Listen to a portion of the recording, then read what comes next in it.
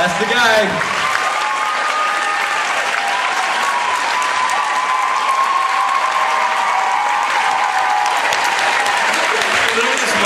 Question for Bob Singer.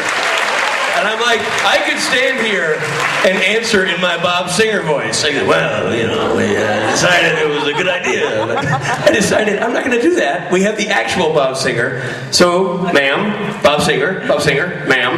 Hi. Crowley often uses an angel blade to kill. Why? They're very effective. They can kill anything. However, just so you know, in the writer's room, it's come up where we go, how did he get that? And we get answers like, well, there's an Angel Blade store.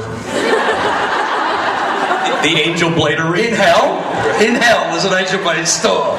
Oh, this is brilliant. I love this. Well, what we've come up with is that there were certain demons that conquered angels, and you know, and this constant battle going on. And when a demon would beat an angel, he would take his blade, and that would get into the repository of the king's castle. So, kind of like the trunk of the Impala. Very much so, yeah. Or does just the props department doesn't come up with an adequate weapon for demons? Well, there's only one demon blade, and the boys have that, and that's what kills demons, is the demon blade, or an angel blade, which can kill anything. And you're pressing me on this question, and I feel like I want to take an angel blade right now. I feel like we need to play rock, paper, angel blade. Sorry. Yeah, so that's the best I can do for you. Great answer. Thank you, Bob. By the way, Bob's staying here, so if you have a question for Bob, this is your opportunity. Now's the time. Young lady. Hi. By the way, Bob just found out he's staying here. You're going to ask me a question that I don't know the answer to. I'm going to ask it anyway. Okay. Oh, boy. Okay, in Dark Side of the Moon, I think it's Roy and Walt. They kill Sam and then they kill Dean. And Dean says, go ahead, when I come back, I'm going to be pissed. Well, they come back, both Sam and Dean. And what happens to Roy and Walt? Roy is working at a McDonald's in Ames, Iowa. And what's the other guy's name? Walt.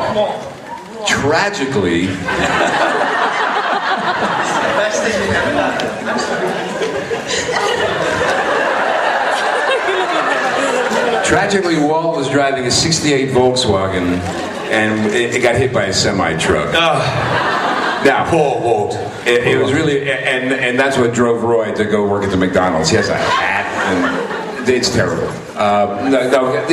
You know, maybe they'll run into him someday, but So Dean doesn't hunt them down. he's got really bigger fish to fry these days than those guys. But if he ever runs across them, you know, low to those guys. They killed Sam.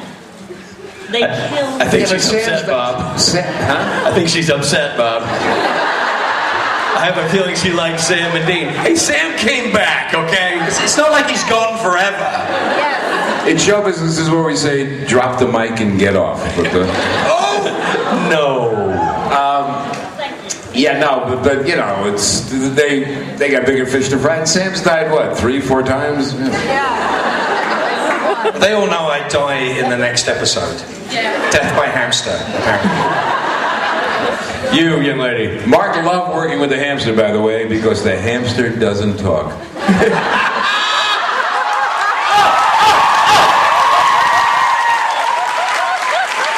Hold on, am I sensing some fan payback here? Oh, they're on your side now. Yeah, they definitely picked their side. Yes. Damn. Everyone loves the lead singer. All right, go. First, thank you very much for being here, both. We all love you. And you should have more than one panel, because it wasn't enough for the first one. I agree, right? Well, thanks to Richard, apparently I do. You're doing a panel of a fourth. Now you have. So my question is about Mark Shepard and Crowley, but it's to you. So This won't be awkward. that's actually a very, very good situation to have. How do you think it was to choose Mark Shepard to do Crowley? Do you think it's because of his humor that's pretty much like he brought it to Crowley, of course. But do you think it's because it would match so much? What do you think? How do you think he was chosen for it? I'm sorry, I missed that last part. So Mark Shepard and Crowley. Yes. How do you think it was the process to actually choose him to be Crowley? Because I think they are very much alike. Of course, he brought all this to Crowley, but what is the freedom for him to work with it, and how was it the process to choose him? Well, Mark read and knocked it out of the park. Crowley, in our mind, when that character was created as a crossroads demon, right? Yeah. We never know. I mean, it was the same with Gabriel and Crowley. We don't know that they're going to do more than 1 or 2 episodes. When we get actors like this, Jim Beaver, that was 1 episode.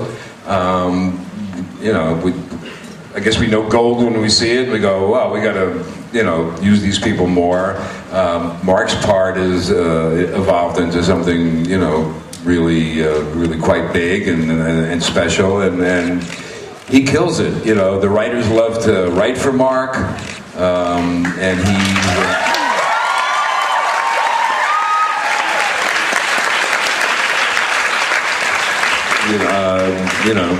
Eugenie has his voice down, just, fantastic, and we always, for Eugenie to go, yeah, that's a good idea for a script, but you got to write Crowley, because she writes Crowley great, and Mark, he just kills it, and it's just evolved. Gabriel was a one-off. We love Richard, back he came. When we cast these parts, we don't really know if these characters are going to stick or if they're going to be one. Charlie was 1 episode. We loved her, brought her back. She became a... Easy now. They're not over it yet, Bob. They're really fresh to them. Yesterday that she's going to come back, so it's fine. Yes, she'll, she's very busy, Felicia.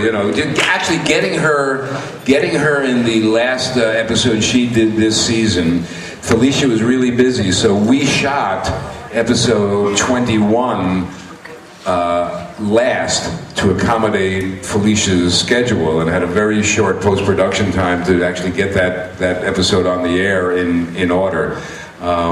We loved Felicia and thought it was absolutely worth it to bend over backwards to make that work. So, it's not like Felicia's sitting home and going, oh, I hope Supernatural's going to call again. She's a really busy she's doing busy fine. Girl. Yeah, she's doing fine. If you miss Felicia, she's online every day, right? Yeah. We know, because she's in the green room online right now. Thank you for the question. Thank you. You. Oh, yeah, so I got a question for Bob. We know that... Is this a setup? Listen, man. Listen, this is our idea. If people have not had enough Bob, I'm bringing Bob to the people. I'll give the people what they want. Isn't that what we've been saying all along? I'm a people person, Bob. I mean, I wanted to ask Mark what Doctor Who, if he was a doctor in Doctor Who, what he would wear, but that would be it. And that's hypothetical, so let's get a real question. Let's get a real question. But Bob, we know that Jimmy Novak has gone and passed after the meat suit died. What about Adam? He's definitely not in hell.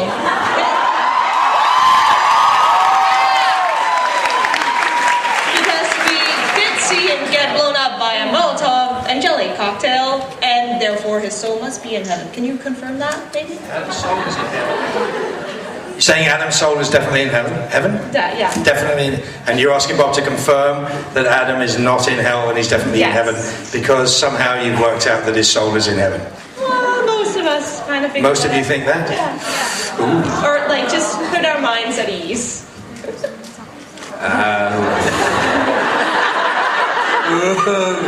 I don't think so. Really? Adam was... you guys are going to correct me on this, and you're going to go, don't bring him back. He doesn't know what he's talking about. Adam was a brother the boys never knew. Yeah, the half-brother. Yes. I believe in the mythology for whatever was going to happen in that thing. The brothers had to fight each other, and I believe that he and Lucifer are in the cage together in hell. That's my memory of it. And that's the premise we've been going on for the last 4 or 5 years. So that's what we think. Sorry. Yeah. Bummer. And by the way, you know, we know that's a hanging chat, and we talk about that in the writers' room. You know, are we ever going to break him out of the cage? You know, and if you break him out of the cage, what does that do to Lucifer? And if Lucifer's out of the cage, does he come after Crowley? I mean, all these things are talked about in the writers' room, and you know, and they may come to fruition at some point. Well, I would love to see Pellegrino and Shepard going at it. Would be awesome. That's a hell of a lot to pack into next week's episode. Where I die by hamster and have to go off and do a penguin movie. My question is obviously for Bob. It's been going on that... This is the last question. It's been said that there's this theory that Chuck is God, but I remember Castiel grabbing the amulet and saying, I'm going to go find God, and if I find God, the amulet is going to tell me that he is that I found God. But when Dean is with Chuck, the amulet does nothing. So is Chuck God? And why did he vanish and suddenly show up for the 100th episode? What happened? Will we ever know?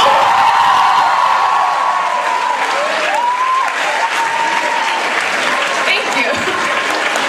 It's a 9-parter, Bob. It's the first part. You know, Richard and I have known each other for a long, long time. We did a pilot back in 2002 or something. And I love Richard, and it was great to have Richard come and do Gabriel for us. But you're never going to work with me again. This is it.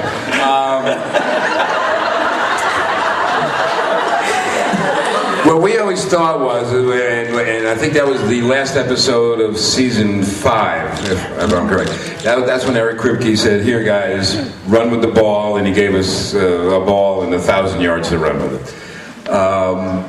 We talk about this a lot. Is Chuck God? Is Chuck not God? Samuel really wouldn't have a whole lot of. I mean, you know, God's God.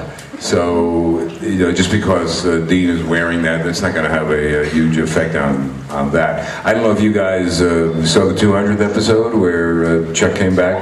Yeah.